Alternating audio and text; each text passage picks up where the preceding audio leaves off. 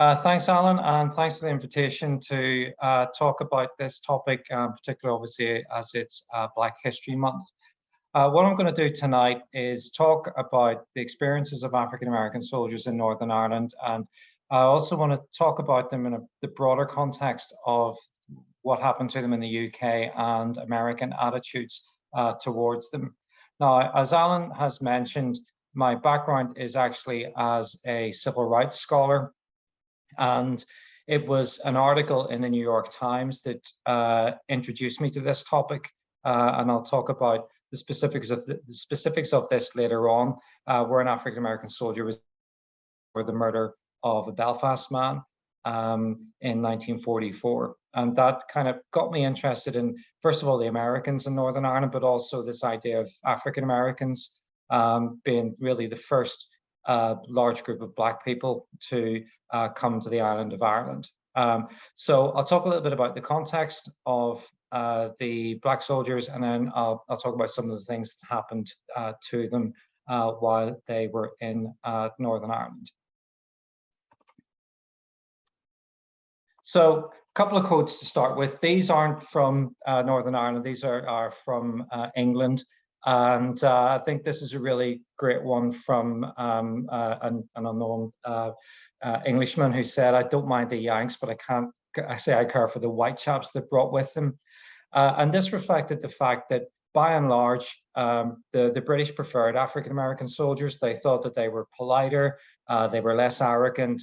And for the soldiers themselves, it was the first time that they'd been in a white population, among a white population that wasn't hostile to them. Now, it's important not to generalize about the experiences of African-American soldiers, and as we'll see, some had great experiences and some didn't. George Orwell said of the Americans that the general consensus of opinion is that the only American soldiers with any manners are the Negroes. Oh, just on that note, there will be racialized language in this talk. I'm not going to use it, but it will be on the screen. So the American military, as I'm sure many of you are aware, was segregated at the start of the Second World War, indeed segregated throughout the Second World War. And this worked in a number of ways. Not only were the African-American troops segregated, they were also put into non-combat roles. So they very often didn't fight. And they had to deal with racism from their white comrades, but also from the hierarchy, both in the War Department and the military itself. So we have this quotation from Henry Stimson, who was the Secretary of War. Now, this is interesting in terms of why the African-American soldiers were sent to the UK.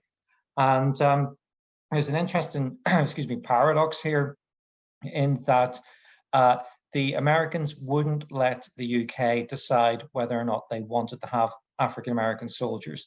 The attitude of the UK government was, and I'll talk a little bit more about this in a moment, was that they didn't want Black soldiers for various reasons. But because the UK government had asked for American soldiers to be sent, then they had no choice on what soldiers were sent. And this was transmitted to the government in London.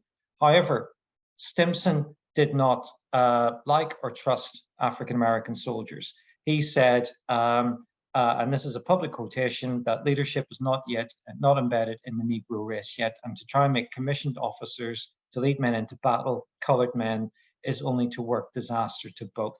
So you can see here the sorts of stereotypes and racist attitudes that African-American troops had to put up with from the very top of the American military and political hierarchy.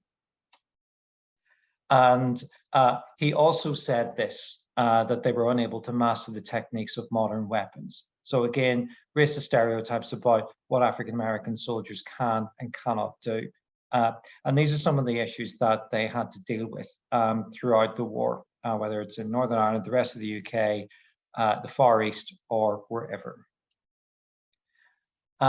So as I mentioned, there were discussions at cabinet level in London over what to do about the prospect of Black soldiers being stationed in the UK.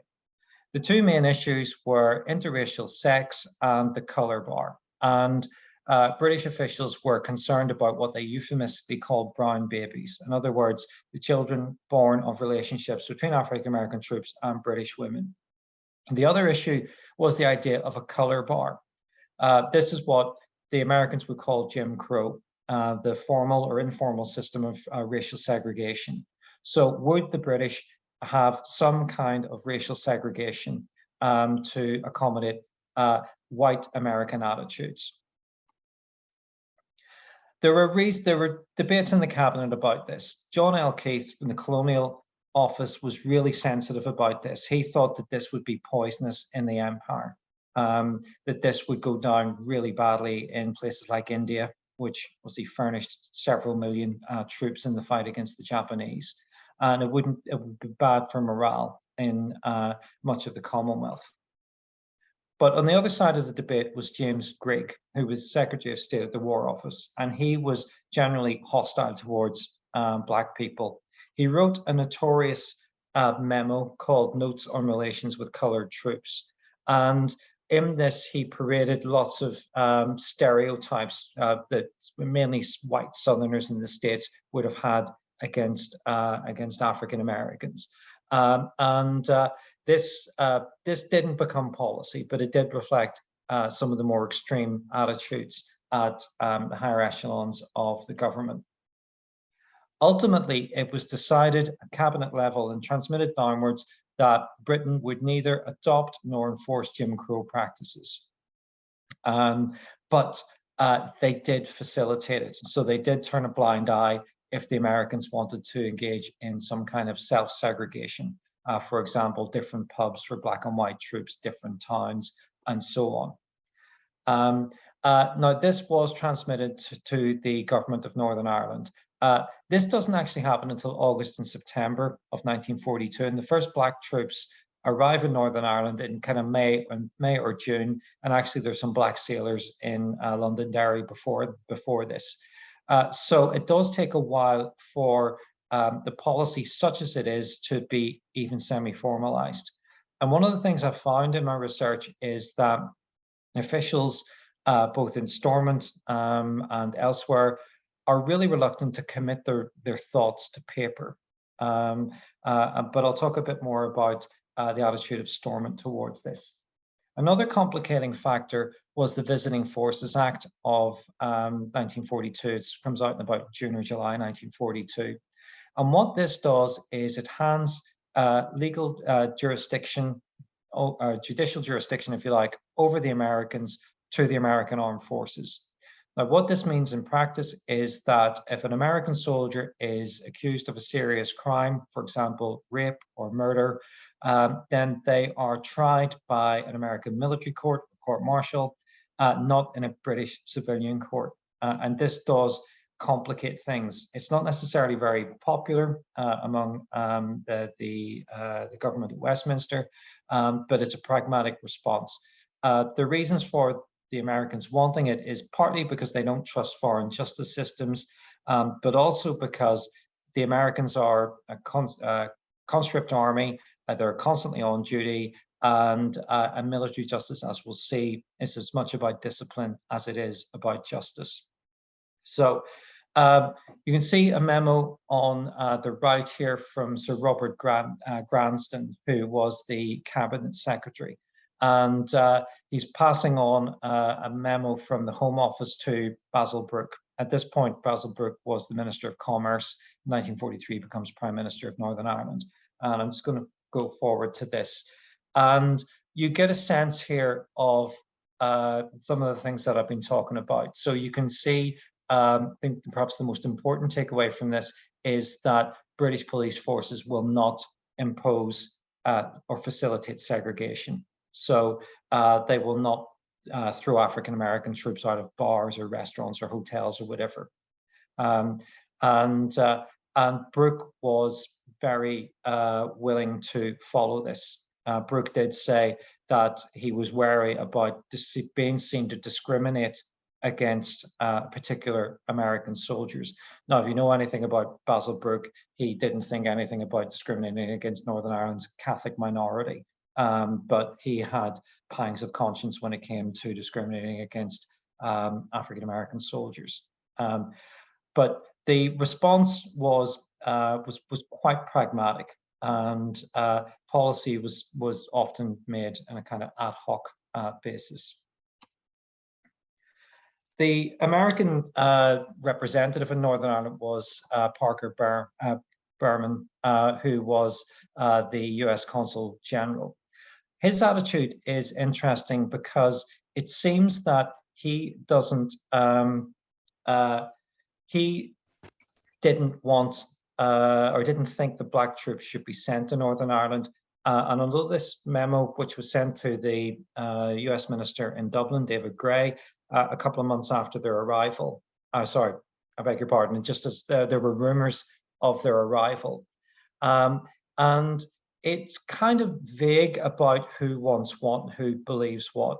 So when he talks about there are various reasons why they would not want American Negroes stationed in Northern Ireland, but it's not clear whether he's imposing these ideas or whether he's reflecting what he's being told by Stormont officials. And he did have quite a close relationship with Stormont and the Unionist press, but he doesn't want them sent. And he's not alone in this. One of the senior American commanders who led the groundwork for the American presence in the UK didn't want Black soldiers to be sent. What's also interesting here is that the local rumor mill is better informed than Berman. At this, as you can see from this, he's kind of seeing this as an absurd idea to send Black soldiers. And within a couple of weeks, they have arrived. There's another example of Brooke's attitude. So this is from August 1942, when these discussions are going on at cabinet level in Dublin. And he has been talking about what they call the colour question with Colonel Turnham of British Troops NI, BTNI. And the UK Armed Forces are dealing with it with lectures, so not committing anything to paper. And I think this is partly a consequence of the earlier Grigg memorandum. But again, we have this sense of the dangers and the idea that Brooke is reluctant to be seen to discriminate against US citizens. There's a self-image thing going on here where Britons thought themselves much more tolerant than Americans on the race question. And obviously there are huge ironies in this in terms of the fact that Britain had a massive empire at this moment, but they did see themselves as more tolerant than the Americans on the issue of race. A police report noted that the Black troops got on well with the locals, and this actually annoyed white Americans. And there were, as many of you be aware, there were a lot of issues between British and American troops, the old overpaid, oversexed, over here cliche. And there is a sense that part of the reason that the British are nice to Black troops is because it winds up white. And we do have occasions, not necessarily in Northern Ireland, but we do have occasions where British troops get involved in brawls to help out African-American troops, let them get away before the American military police arrive. So there is a sense, and we get this in a lot of the more recent literature, that this tolerance, insofar as it goes, is anti-American as much as it's anti-racist. And there is a sense in some of the literature that as the war progresses, British attitudes start to mirror American attitudes. And rather than the Americans becoming more liberal on race, the British become more conservative on the issue of race.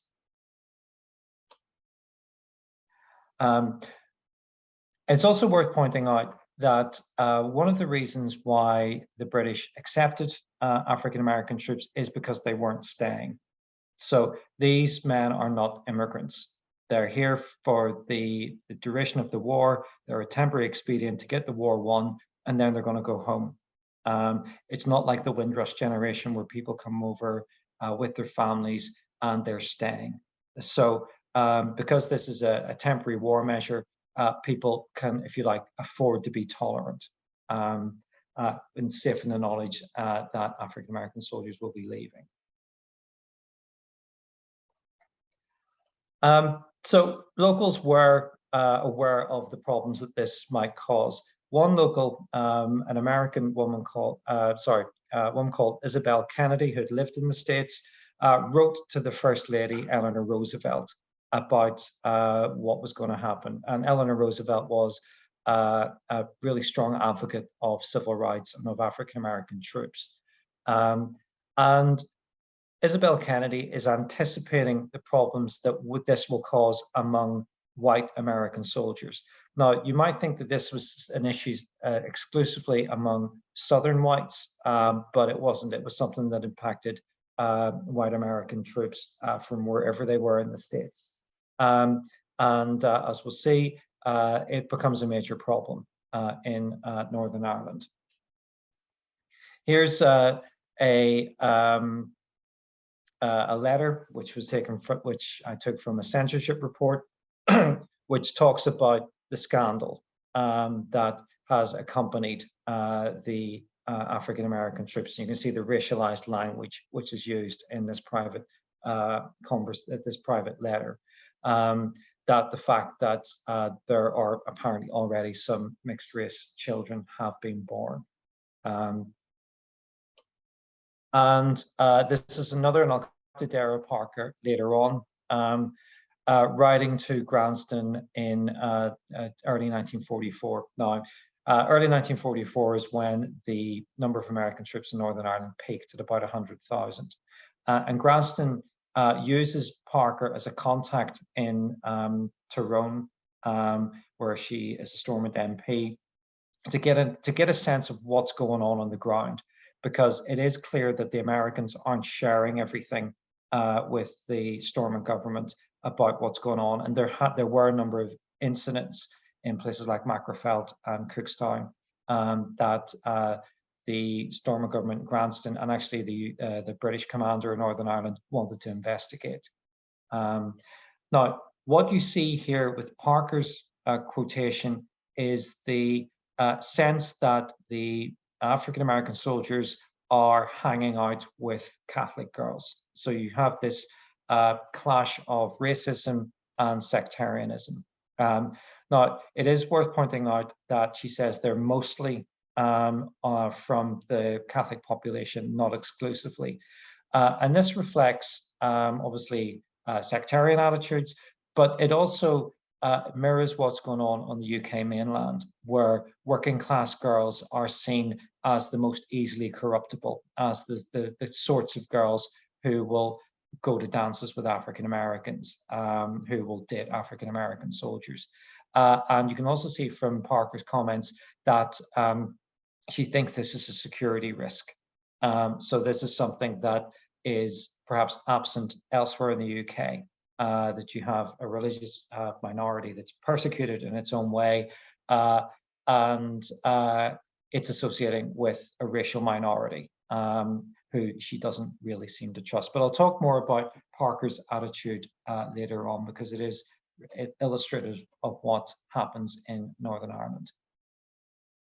The presence of African-American troops didn't go unnoticed by the Axis. And almost immediately, German radio propaganda starts to propagandize against African-American soldiers. So using racist language, mocking Roosevelt as an upholder of culture, and also getting a dig in about partition. So Northern Ireland, which is still oppressed by the British. The Italians got in on the act as well, and they are purporting to be offended that the Anglo-Saxon nations of America and the UK would dare to send black men to fight their war for them. And this is seen as an insult. And actually, this parallels similar attitudes in the First World War towards African-American troops, and actually also French colonial troops in the trenches. So what happens in Northern Ireland and elsewhere is that the Americans bring many things with them. They bring their bubble gum, they bring their their nylons, they bring their arrogance, they bring their dancing, but they also bring their racism. And they try to police it informally. So ordinary American soldiers take it upon themselves to enforce a color bar. One wrote that, quote, the Civil War has started among the American troops in Ireland. A black soldier said this, that he would like to get away from this place. It gets worse every day. Our white soldiers make our lives miserable, and I don't want to come into a fight. In case that something should happen, the colored fellow would not get any justice. And there are reports, anecdotal reports, that African-American soldiers tended to go around in groups basically for protection. But this also acted as to sometimes be slightly intimidating for the local population. One author who's written on black troops in the UK during the war is Graham Smith, and he argues that American racism was a bigger problem than sectarianism in America, in Northern Ireland during the Second World War. I think he might be overstating the case, but it's certainly something that is a major problem. And I'll talk in a moment about an incident in Antrim where an African-American soldier was shot dead by American military police. So there's a lot of brawling. White soldiers really resent, particularly women who associate with African-American soldiers. And although I can't find incidences of this in Northern Ireland, there were times in England where they would destroy bars that served black soldiers. So sometimes bars would put up whites only signs, and this was partly to stop the bars being destroyed. Now, we do see this at times in Northern Ireland. So there's an incident at the Ulster Hall where black soldiers are turned away. There are some reports in Antrim where pubs operate informal colour bars. And this adds to a degree of ambivalence that African-American troops have about the war. You know, what's in it for them? They're trying to serve their country, but they're not allowed to serve in combat. They go abroad and they are still faced with Jim Crow. And there are issues with morale emerging from this. Now, on the flip side of this, as I mentioned earlier, they're treated quite well by a white population. And this actually, I think, is one of the main lessons that they take from their time in Northern Ireland and in the rest of the UK during the war. This is a letter that a black soldier based in Carrickfergus sent to Stormont. I don't expect everyone to read this, but what I would like to draw your attention to is the racist language in it. So the words that they're being called, and this is by the locals and also by British troops. But I think what's interesting about this is that he is blaming the Americans for importing this kind of language, when actually this kind of language, these sorts of racist attitudes already existed in Britain at this point. It's also worth pointing out, if you look at the rest of the letter, that they really like living in Carrickfergus, you know, that they're treated incredibly well in Carrick and one or two other places. But I think here that my key takeaway from this is the use of, or how he attributes the use of racist language, and he sees this as imported. So how were African-American troops managed while they were in Northern Ireland? The picture on the right, well, I'll leave this for the questions to see if anyone can recognize the town that this parade's taken place in. One of the things I would say about it, it's probably quite difficult to see, the officers, the ones saluting, all but one of them are white. And most officers in black regiments were white. The exceptions were chaplains, and I think the officer on the extreme right is black and probably a chaplain. It was accepted by the Americans and by the local authorities that most of the violence was precipitated by whites. So hard to control this when 90% of the American troops are actually white. One of the ways, which was tried quite early on, by August 1942, was good conduct committees. And this involved NCOs, so sergeants and corporals from black and white units getting together and coming up with a set of guidelines about how to behave in Red Cross clubs, which technically weren't segregated. But what ultimately this is devolving the problem to the soldiers themselves rather than actually doing something about it at a higher level. Officially, the US military didn't discriminate. They didn't regard segregation as discrimination because of the notion of separate but equal.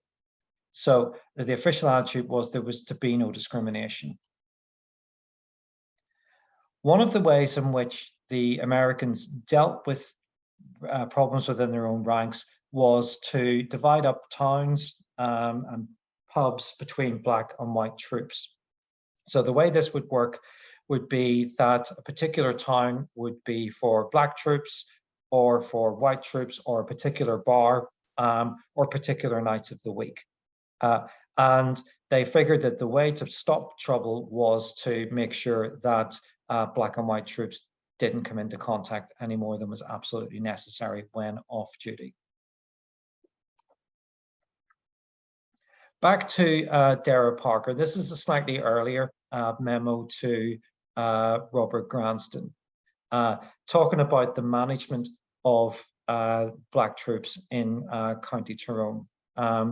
And Granston is trying to work out what the Americans are doing because they're not telling him. And he and a British officer go to various camps to see what's going on. So he finds out, for example, that the black soldiers are searched before they leave the camp to make sure they're not carrying weapons. And many of them would have carried knives, both as a tool, but also as a form of self-defense.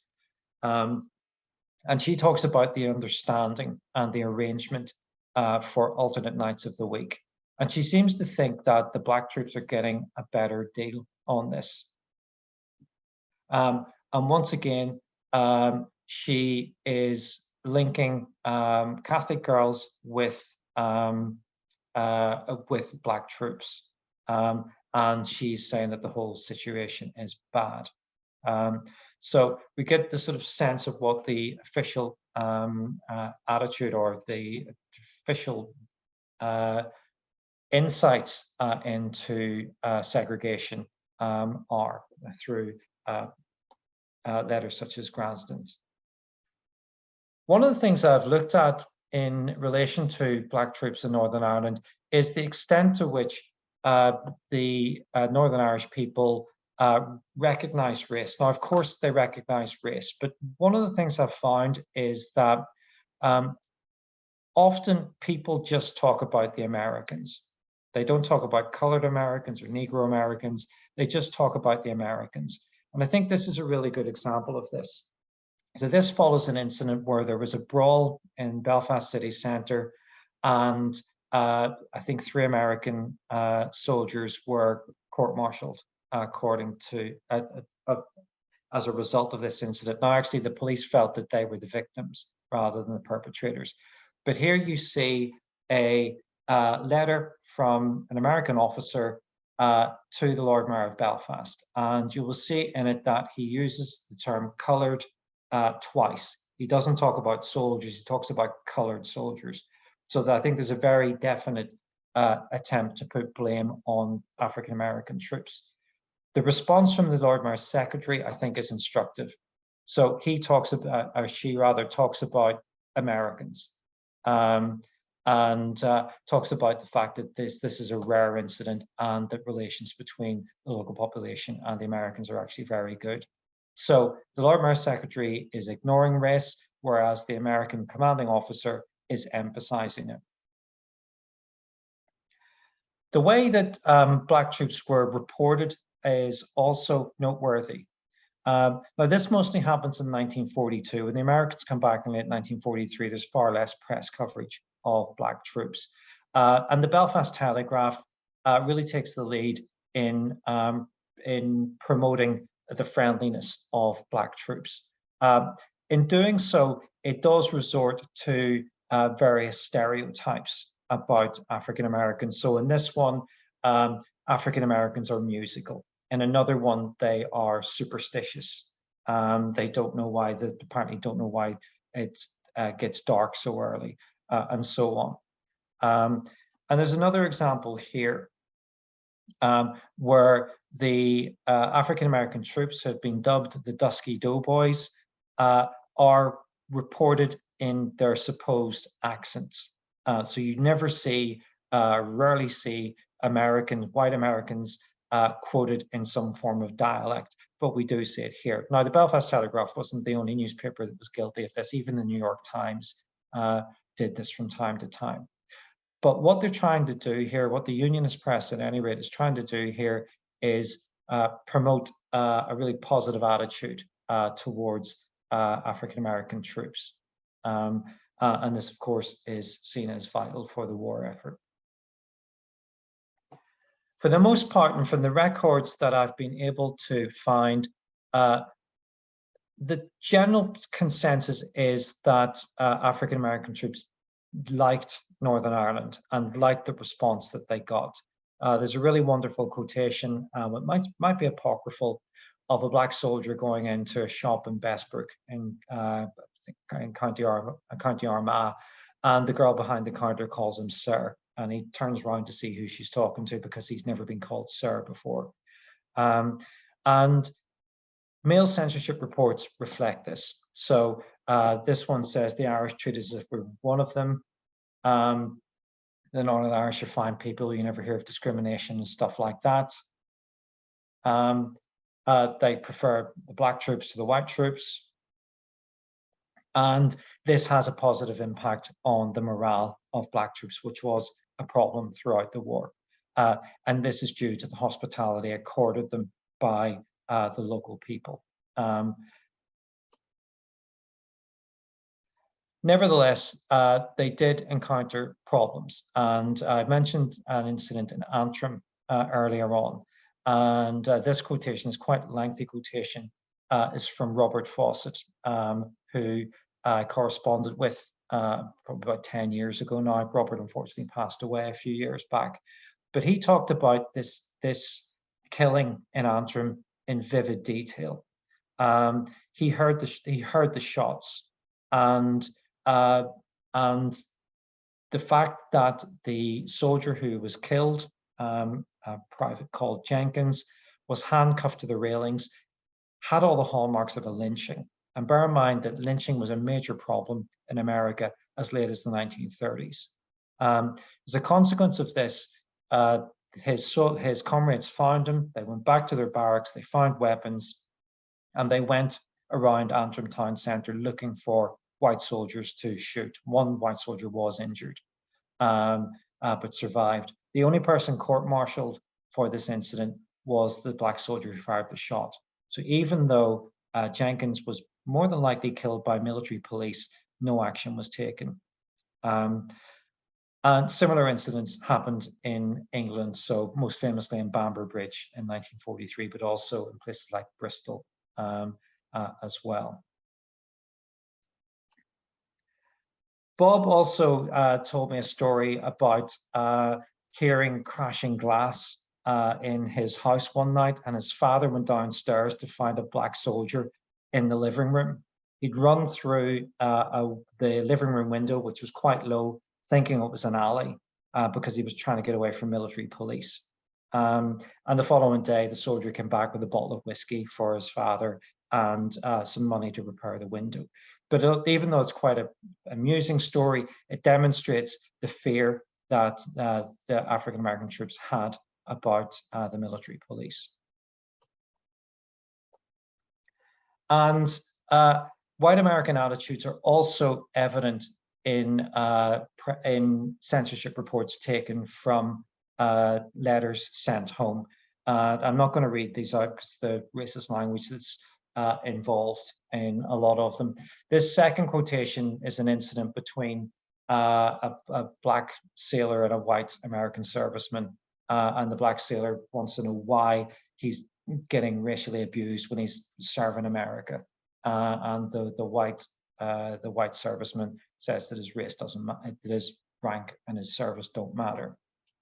And a lot of this is to do with interracial dating. In this quotation, the last line is, I think, important. Wait till Georgia gets those educated Negroes back there. But I think this is a threat of lynching, and some African-American soldiers were lynched in their uniforms in the States after the war. Officers had problems with this. This is a quotation of an officer who's sick of the trouble that his men are getting into over fights between black and white troops over the white girls. But some white soldiers used it to reassure their girlfriends, their sweethearts back home, about the kind of girls that were hanging out with African-American soldiers. And you get a sense of it here as well. And you get this sort of resentment that girls would actually want to date African-American troops.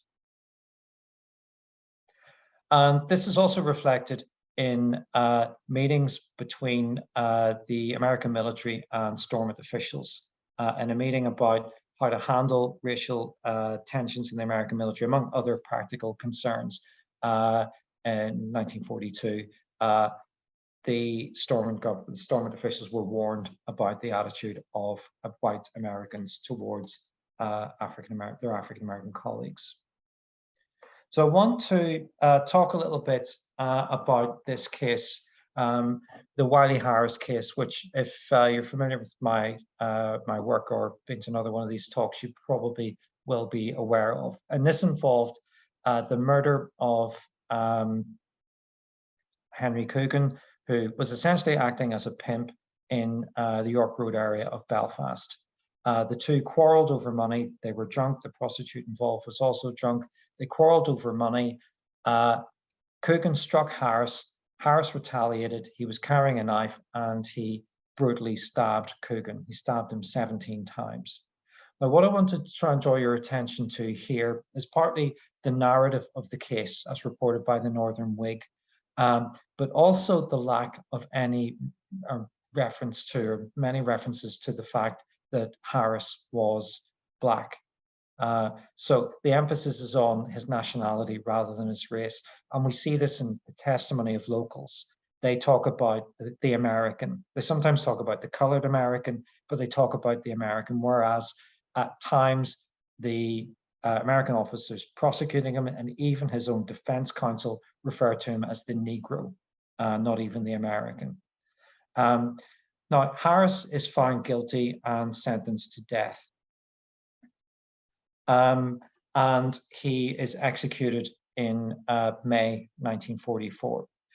There were petitions to try and get clemency. Now, these were from the Protestant churches and unions. And people were concerned that race was a factor in this. The Irish News reported the coroner's report, which found no premeditation, and this occurred before the court-martial, and the coroner telling people to disregard race in their judgment.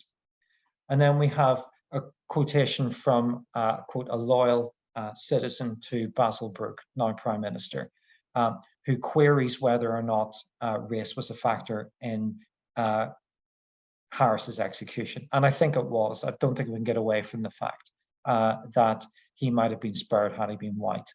Certainly the attitude of Brooke and Abercorn, who was the Governor General of Northern Ireland, was that had he been tried in a local civilian court, he would have been convicted of murder, but not executed because there was sufficient evidence of premeditation. Now, the American military's notion of premeditation was different from a civilian court's. And this is from Brooke's message to Abercorn. Abercorn makes entreaties to the Americans to spare Harris's life, but to no avail. And here we get a sense of why. General John C.H. Lee writes to Abercorn about this, and it's quite strident. about why the execution has taken place. And American military justice, or military justice generally, is as much about discipline as it is about justice. This is to send a message to other American troops, particularly African-American troops, but it's also to send a message to the civilian population that misbehavior by American troops would not be tolerated. And Lee also wrote to Coogan's family and to the local police with similar sentiments that justice had been seen to be done as far as the American military was concerned. So I want to leave you with this quotation. In July 1944, the USS Mission, which was the first American warship with an all-black crew, docked in Belfast. Now, according to Mary Pat Kelly's book about the Mission, the sailors went on shore with some trepidation. But actually, what they found most remarkable was the fact that they weren't a novelty, that they weren't looked upon on the basis of the color of the skin, but on the fact that they were American fighting men. And this was something that they took back with them to the United States. So just to conclude, it seems that for most African-American soldiers, their experiences in Northern Ireland were positive. Now, this was far from universal, but they took this back to the States with them. And we see this from African-American troops stationed all over the UK, that they were not prepared to tolerate injustice in the States, having served in the US military in the Second World War. Thank you. Thank you very much for that, Simon. Fascinating as always. Always learn something new as well. Even then, I know there's quite a few familiar faces in the Zoom chat here as well, so it's always nice to see them. But it's always nice then that there's still an ongoing interest, that they still pick up something new as well and contribute to discussion. So I don't see any questions in the chat. If you have any questions you want to put in the chat box, feel free, or you can use the wee raise your hand emoji, and you can turn your mic on, your camera on, and ask Simon the question himself. But I guess I'll lead it first in that it's a point that's been raised to me quite recently, actually, by Clive, who you know quite well. I think he's actually watching on Facebook. Is that there is no real, as many as there was segregated coloured units, as they were called, or as they were designated in the US Army in Northern Ireland, there isn't really a history of their presence here as such. Obviously, there are more service units like quartermasters and truck companies or port companies and things, but a lot of their history is sort of defined by those incidents, such as the Wiley Harris case or as the case of Antrim. There isn't really, what they were here to do or why they were here and such. It is just more about that, almost that criminal aspect of it, and it almost is. It taints their, or it taints the sort of the narrative of a little bit, and it's quite. Is there a danger of that, or do you think the files even exist, that there is maybe unit history somewhere in the States? I've looked for them. I've been to the National Archives in DC a number of times, and I can't find these unit histories. I'm sure they're around somewhere, because most units have their histories, and they're doing important work. They're doing really vital work. And I know, and I'm sure if there's work to be done on this, because I know in Devon there was proportionally more Black and white soldiers stationed in Devon than there were in Northern Ireland. And one of the things that the Black engineers did here was build roads.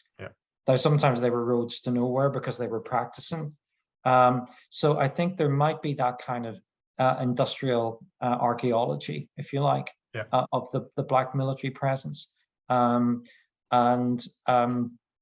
it is, I suppose, one of the things that this work does is that it sort of positions Black soldiers within the kind of, if you like, the sort of celebratory narrative of the American presence in the UK. Now, obviously, that's really problematic in all sorts of ways, but it puts them in, and it kind of, I hope it sort of normalizes their experiences, that most seem to have come back with positive experiences. And that's really instructive, I think, for the soldiers themselves. maybe the one takeaway from this is that for a lot of them, their memory was being treated well by white people, which they were not used to. And it showed them a vision of a different kind of future. Something else I think is worth noting is that they don't seem to have involved themselves in Northern Ireland's problems. I've got no sense, and I'm always asked this, is there a kind of affinity between the Catholic minority and their oppression and African Americans? And I can't find it. The closest I've come to it is a black soldier saying that a priest asked him if he was a Catholic, and the soldier replied, "Holy snakes, no, it's bad enough being a Negro in Ulster." And that's as close as I could get to any kind of sense of affinity between two nominally or actually oppressed groups. That's really interesting quote. I've never heard that before. It's uniquely Northern Irish, really, isn't it? Some feedback on the chat just about being very interesting, and then Shireen over at Carrickfergus saying there's a lot of complexities to consider, and I guess that's a nice lead into the question posted by Paul. Paul's asked that presumably some of the white US troops or of Scots-Irish or Ulster Scots descent are based here, and he wants to know if they had any influence on the perception of African Americans and relationships with them. I'm not sure, because what we see when the Americans arrive, the Unionist press is trying to find them with Irish or Scottish names. Yep. And unfortunately, the first lot that arrive are all from the Midwest, so they're all Germans and Swedes and Poles. And basically, they want to get a quotation to condemn De Valera and Era's neutrality. There's also a complication that a lot of Ulster Scots settlers went to what becomes the Confederacy. Yep. So there are sort of how racist attitudes develop there. But beyond that, I'm genuinely not sure. That the main concern I think that the local authorities had was that people of Irish ancestry might get caught up in the politics of Northern Ireland. And there was not a huge amount of correspondence, but there were discussions about this from the consulate, from the ministry in Dublin and Stormont and so on. Well, that features, doesn't it, in the pocket guide as well? It talks about there are two Irelands, and many of the Americans might be aware of this as well, because they were obviously very aware of the idea that there was plenty of soldiers that might possibly have Irish ancestors as well. So they were very interestingly, there's a different guide that's issued in England, and it talks about this, and it says, leave, if you're Irish American, you have to leave that at home, because it doesn't matter. Nobody cares what side your father fought in the Civil War. Therefore, it doesn't matter about your ancestry, because they are conscious of that. I guess obviously we're focusing on African American soldiers as well here, but obviously I know it's something that was raised in the last talk we had back in May with Dr. McCormick, but there's a very even lesser known aspect of it is the Native American or the Indian aspect of it. And I know there was a woman on it, if there was any stories or any narratives about that or any examples. And I know that that same person has then since been in touch and is contributing to our oral history program as well. She's creating a written submission for it, because it's not something you really ever hear about, is that that Native American sort of that element of it, where it is very focused on African Americans soldiers. Yeah, what often happened was that Native Americans served in white units. So when the Americans first arrived, the press were looking for interviews, and one of the people they found was someone who claimed to be a Sioux Indian. But one of the things that black troops did was they claimed an Indian heritage or Native American heritage because they thought it made them more exotic with the girls, and that wound the white Americans up even more. So it was a way of kind of exacerbating their exoticism. So beyond that, I don't know. And I've come across one Chinese soldier, Chinese American soldier who was stationed. Of course, there was a bit of press interest in him as well. But beyond that, Native American unit, I'm not sure how many. I'm not sure Native Americans were put into segregated units. Yeah. Obviously, Japanese Americans were, Mhm. but I'm not sure that Native Americans were. No, it's just obviously it's you really don't hear about it that often, and I know I was certainly guilty of it up until last May. It's not something that ever crossed my mind either. It's not something you really imagine. And I guess another question then before I think Clive's put a question, but I want to raise this one other point first because it kind of leads on to it. Is you mentioned at the start this idea, the brown babies as such, and how they necessarily stuck out a little bit more because they were mixed race and they were sort of left behind compared to maybe the children of white Americans. But it's sort of got me thinking in the research I've done into GI brides, you don't really ever see any stories in the press, particularly in Northern Irish. I can't think of any where there is a Northern Irish woman who marries an African American. Certainly, certainly not in pictures anyway. A lot of the African Americans who are pictured, or the American soldiers who are pictured in the press, are white Americans. Yeah, I can't really think of any Black American kind of examples. Well, as maybe not surprisingly, the U.S. consulate was more interested in this than local authorities, because local authorities didn't record race on marriage certificates because in effect there was no reason to. But at the end of the war, the consulate tried to find out, and they could only find one Black soldier who'd married a local woman. Really? Now there may well have been others, but you have to bear in mind, and this came up in Leanne's talk, that interracial marriage was illegal in half of the United States. And Black soldiers were also separated from their girlfriends. Black soldiers were denied permission to marry their girlfriends. Now, there were exceptions to this in the Black district of Cardiff, Tiger Bay. It's reckoned that maybe 100 local women there married African-American GIs, and there's some lovely photos of multiple weddings going on at the same time.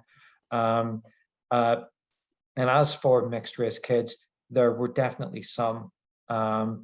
Across the UK, I think it's reckoned there were about 1,800. So if you kind of extrapolate that down, it's one of those anecdotes you always hear, but you've never. It's certainly in my role here, it's one of those things you always hear, but you never really see any evidence of it, and it's always very hard to know how much to take it with a pinch of salt or not as well. Yeah, there was actually, and I haven't been able to find it. It was either a Spotlight or a Counterpoint documentary from about 20, 30 years ago, which interviewed kids of African-American GIs in places like Tyrone, but I haven't been able to find it. Write that down, I think. Clive asked the question then over on Facebook, if there's been any research done into minstrel shows that were performed in the UK? Not that I'm aware of.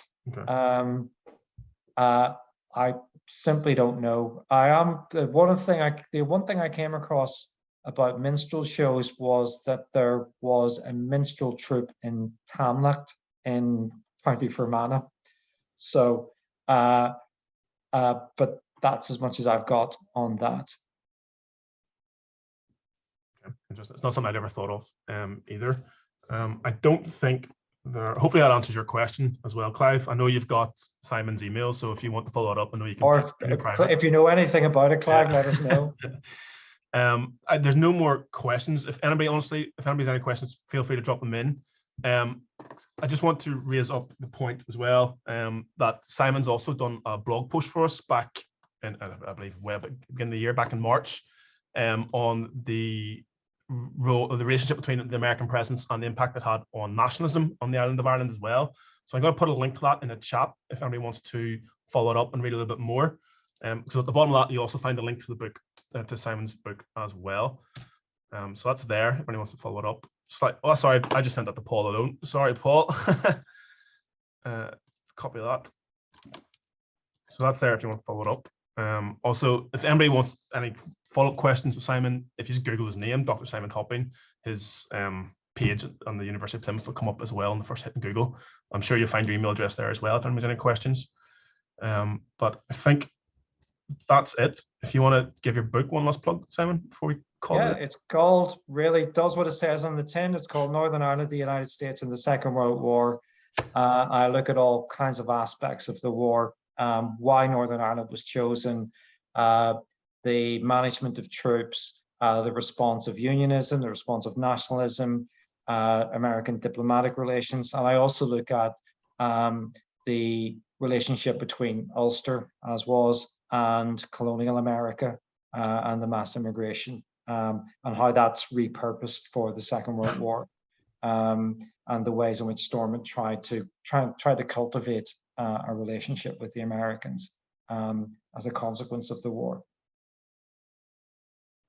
Brilliant. Thank you very much, Simon. As interesting as ever. Okay. I think if there's no more questions, I think we'll call it a day and we'll let everybody go. Wonderful. Thank you very much, everyone. All right. Thanks very much. All the best. Bye.